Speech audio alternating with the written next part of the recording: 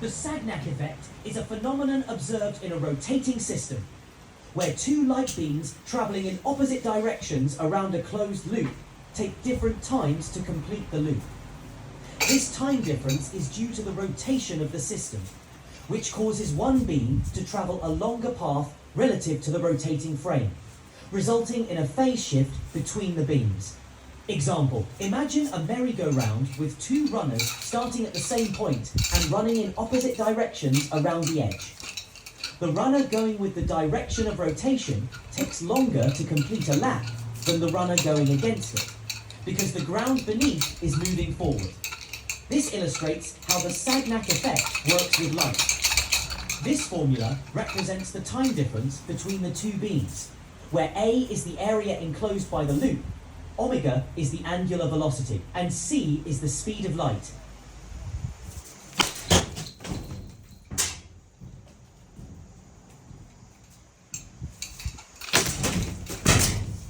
I've noticed if my son didn't have his coat. Oh, so him losing his coat is my fault, because you never let him lose anything. You didn't say that he didn't have his coat. Well, now he figures out he should be able to remember a coat. Okay, so now we have to find his coat.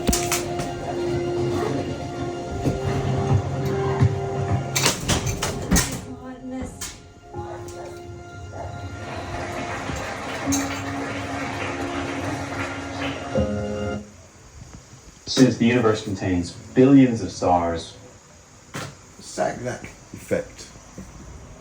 I have to modify stuff because of my throat. Hello, mate.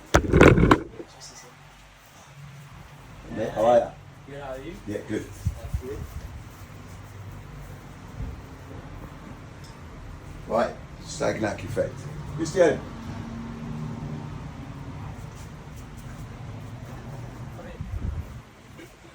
It didn't happen. Sagnac effect. 1913.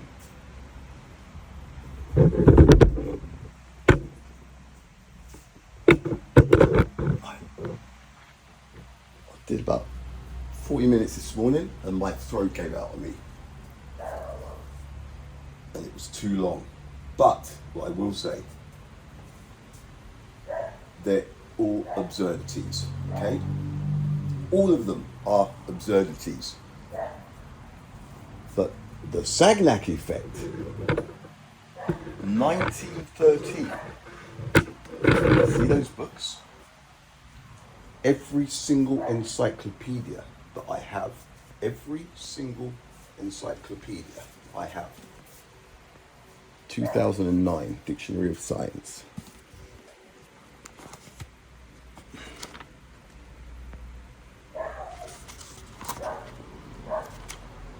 I've got a bit of a throat coming on. I honestly had to stop, but here we are.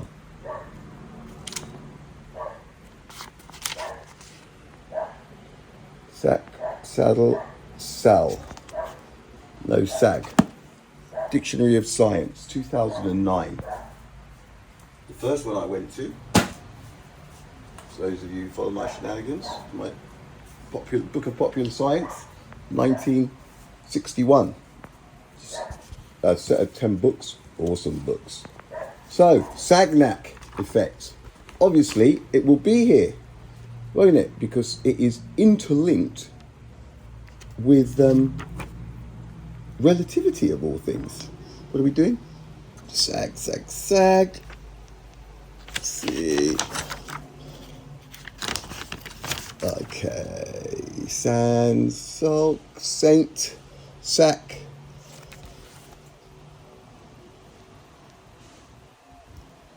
And where are we? Saddle, safety, safety. Sago, sag, sag, N. We want sag. Oh, Sahara Desert.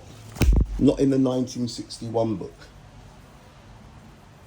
So then I went, I know, 1965. Late 1, 2 books, you let it get away. Every now and again, people forget, don't they? Where are we? 1966. Soul sank.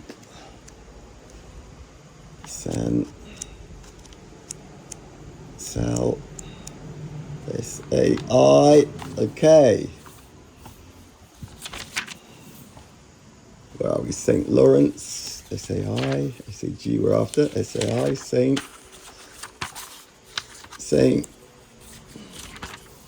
Sailing boats. Oh, Sahara. That's the one straight after it.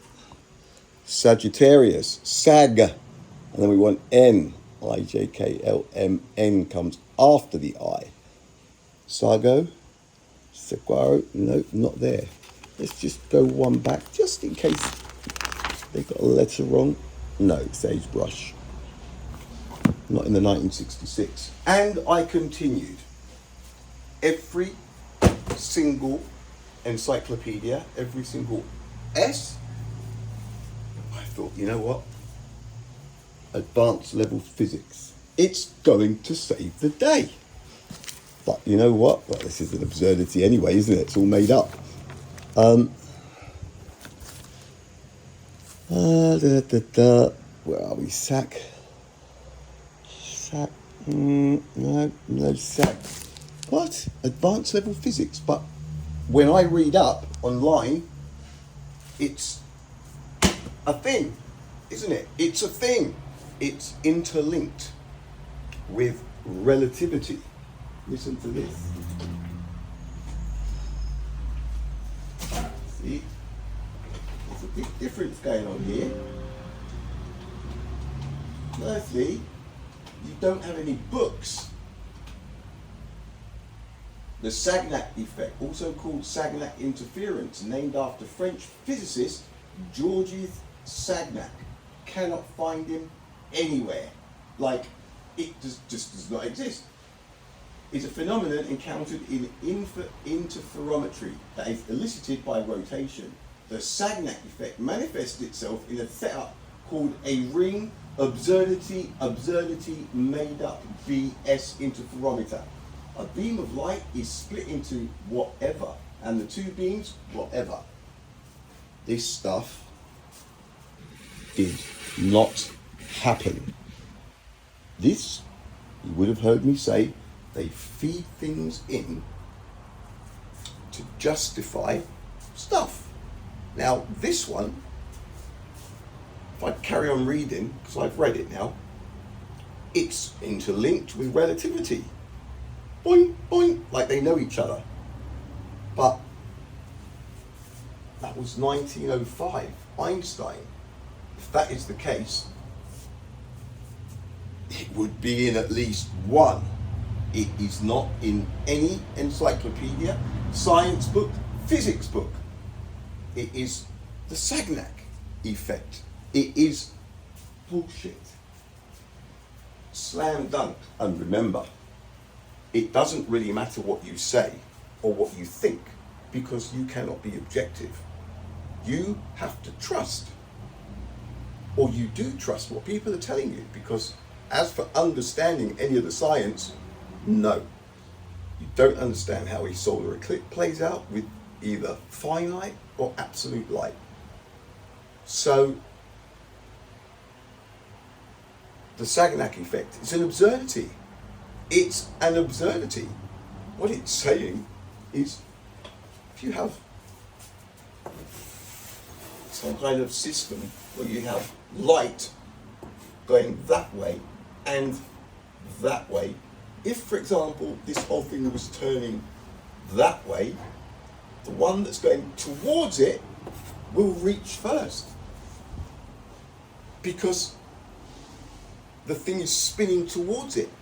So fucking what? Do you not understand that to be able to differentiate between what's important and what isn't? This, somebody's laughing. There are people laughing at you, because this would have started pre-Apollo. All this stuff, it was probably planned a few decades before or something, and then they put it into motion. All of these people, Roma, Fizzo, Galileo, bloody Kepi, all of them, they were fed in to a unsuspecting society, and all of a sudden that society found itself in books and, what's this? Oh, Galileo, oh. It's been fabricated, it's not real. I guarantee you, I slam dunk this right now. There are people laughing, like people are laughing at me now for saying this, but it's obvious to me. They're all stupid. They're ridiculous, in fact. I'm going to read a couple.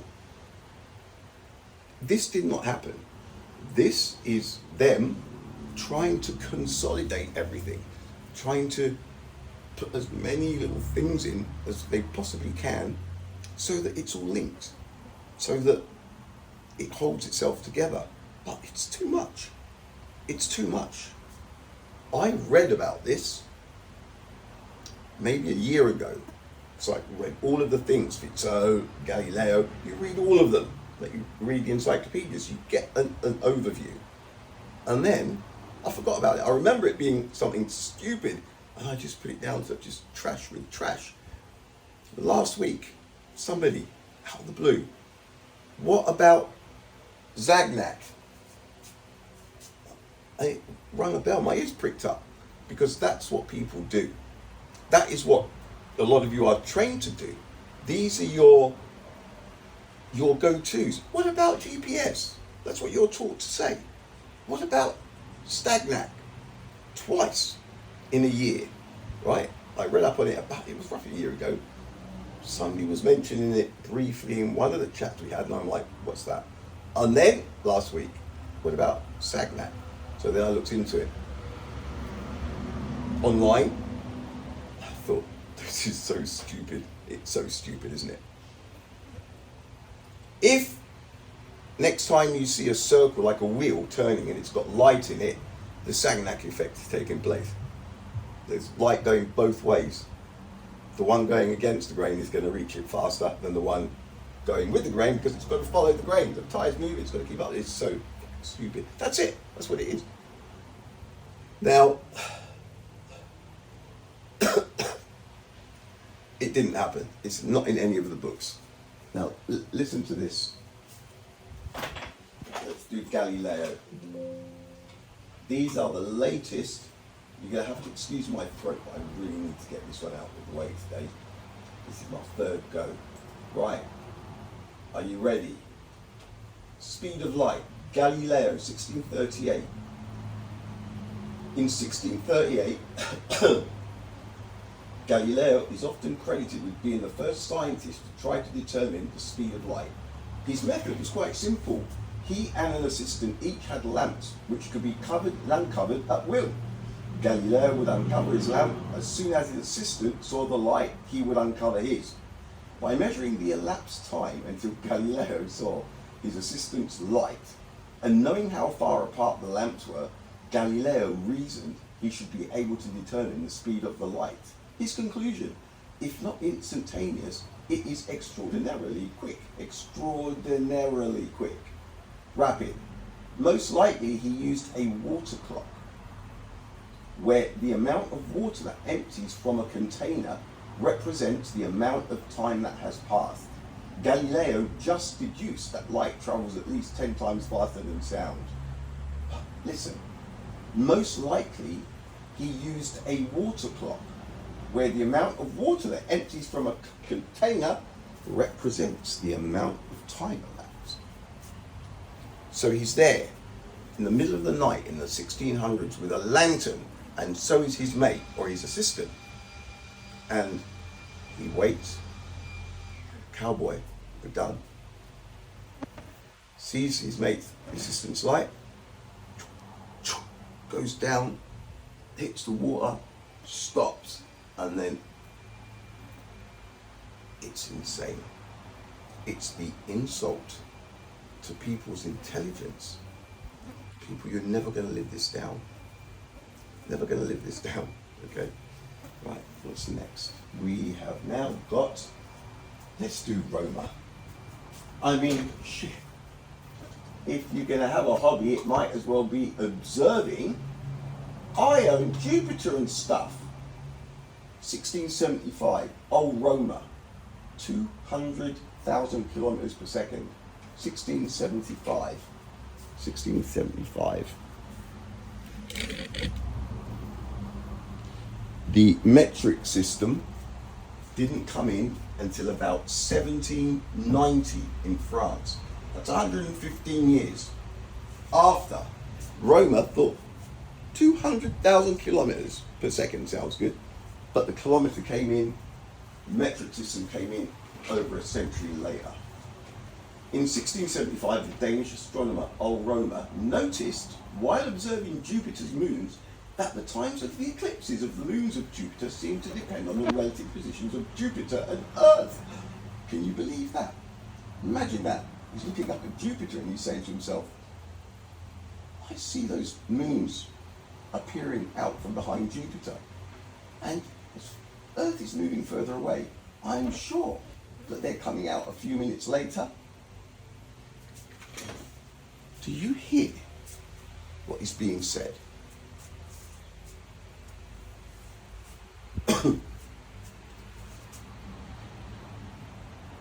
Seriously?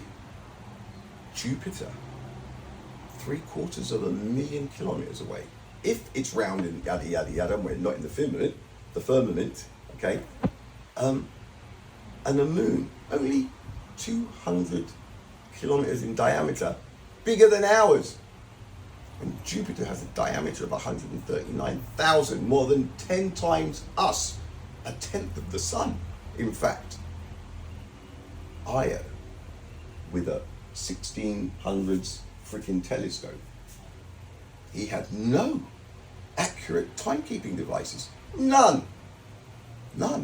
So how did he record when he took the first measurement? People, it did not happen. You're being laughed at. You are being laughed at. What comes next? Oh no, not Bradley. Listen, Bradley. Oh, hang on, let me finish this. If Earth was close to Jupiter, the orbits of its moons appeared to speed up. If Earth was far from Jupiter, they seemed to slow down. Reasoning that the moon's orbital velocity should not be affected by their separation, he deduced that the apparent change must be due to the extra time for light to travel when Earth was more distant from Jupiter. Using the commonly accepted value for the diameter of the Earth's orbit, because back in the mid to late 1600s, everybody knew, it was a table talk over breakfast, everybody, the orbital diameter of Earth around the sun, and everybody was talking about it. He came to the conclusion that light must have travelled at 200,000 kilometers per second, and that was, as I mentioned, 115 years before the metric system came into play. What was next? This is going to kill me. This is going to hurt me reading Bradley. James Bradley, 1728. Listen, you've heard me say many a time that these things didn't happen. None of these things happened. The only people who would ever be naive enough to think they happen are people who haven't put themselves in the first person. If you're one of these people with a smartphone and you think that when you bring up Google and Wikipedia and that you're being told the truth, you are very, very wrong. Very wrong. The truth is written in the books that you were told to throw away, because you won't need this old stuff anymore, because we'll have everything on the computer, like the Sagnac effect. But it's not. Listen, Georges Sagnac, 1913. He's not in any of the, I even checked the Spanish book. He's not in any of these books. I have like 10 encyclopedia sets. It did not happen. This has been fed in to Google's, to search engines, and I'm being serious because you should see the size of it, right? This thing, it's behaving like it's been here all along, and it hasn't. I haven't been living in a world where the Sagnac effect has ever been a thing, but here it is. I'm telling you, these things did not happen. In 1728, James Bradley, an English physicist, estimated the speed of light in a vacuum to be around 301,000 kilometers per second. And can you not see, right, how unlikely it is that anybody would do any of these things? But here they are, all of them doing it, different countries, different years, centuries, whatever, and they're all bouncing around, 10% more, 5% less. It's so fucking stupid and unlikely. You haven't got anything, you don't have another universe and another planet Earth that's come up from the ashes and to compare it to see how other civilizations may have progressed. But this, no, it doesn't happen. It doesn't happen, folks. It's an absurdity. They're lies. Now listen to this. He used stellar aberration to calculate the speed of light. Stellar aberration causes the apparent position of stars to change due to the motion of Earth around the sun. Did you hear that? He used stellar aberration. Stellar aberration causes the apparent position of stars to change due to the motion of Earth around the sun. The apparent position. What the fuck does that mean? So when I'm looking at a star, what is that? Is that the apparent position? Or what is it? Listen. You have to break the sentences down, right? And see what they mean. The apparent position of stars. This is what it is. Listen. Stellar aberration causes the apparent position of stars to change.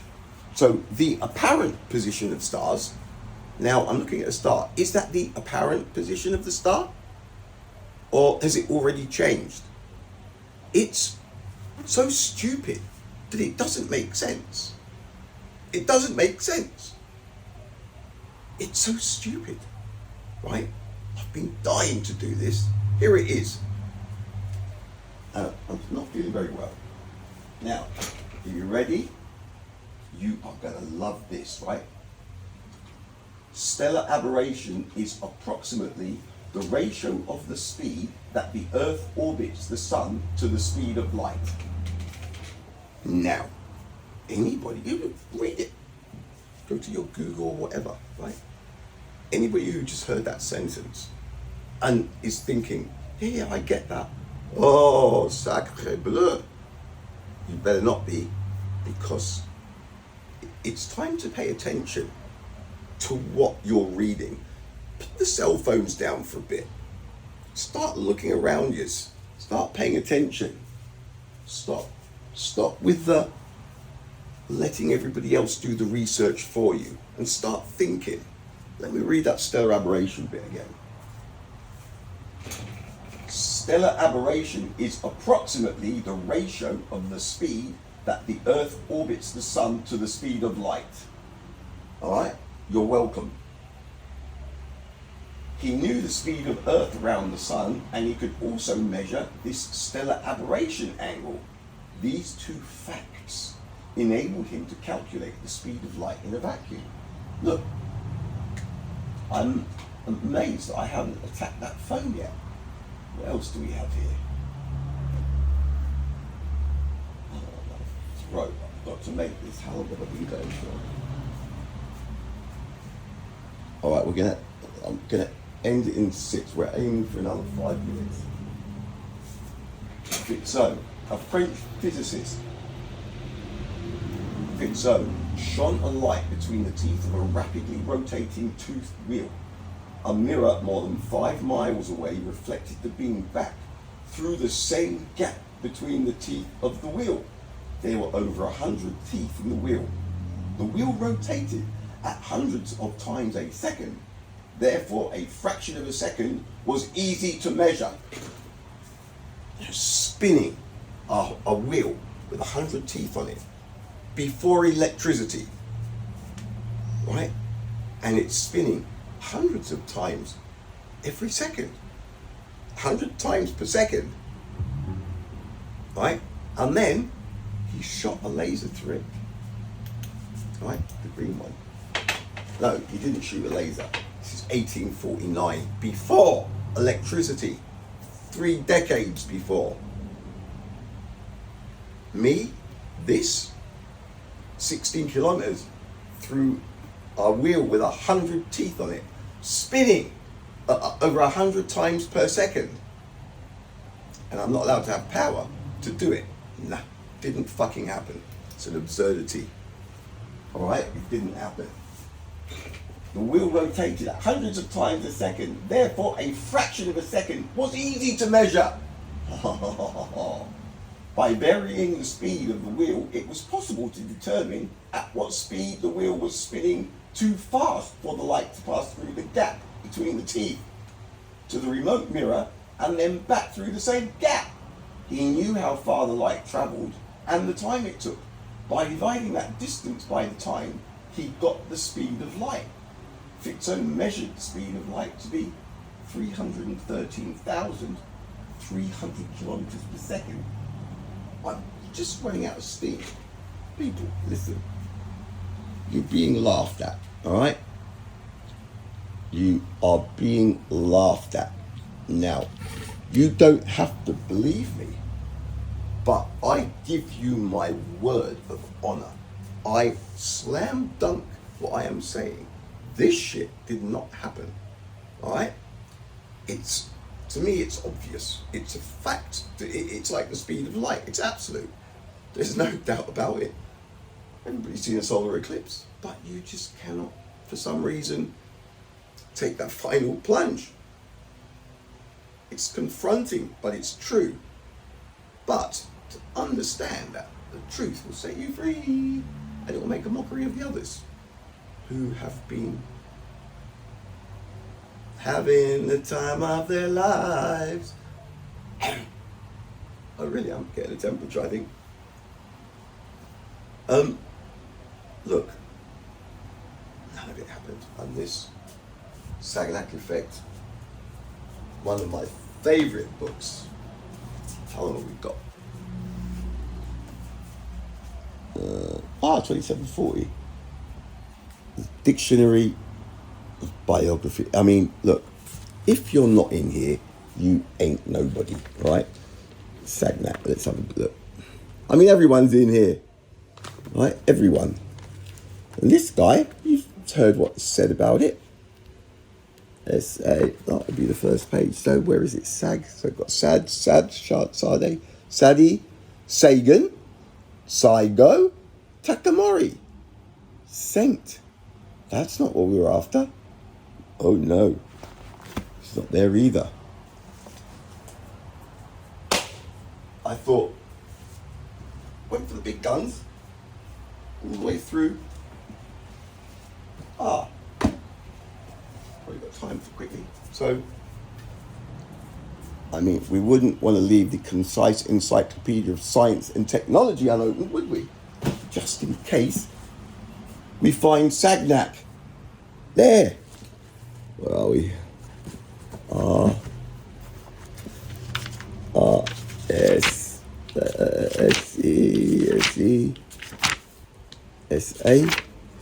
SAG, Sagittarius. So we got saffron. So SAF, ABCEFG, Sagittarius, Saint. It's not there. How is it possible that the Sagnac effect isn't in the books? It doesn't make sense. Maybe it was a big, massive typo over a few decades, and they only just remembered to put him in, luckily, when Google started. And, that kind of a thing. I was lucky that they remembered him at all. Imagine not having found out about him. Relativity would just never have been the same. You'd have to take my word for it. It's not in there. We're up to 29. All right, folks. Look, I hope you had a good time. I had a blast. I don't know if I'll be back tonight. I seem to be tightening up a little bit. I hope it came across okay, because I really want to post this one. All right, peeps. Laters.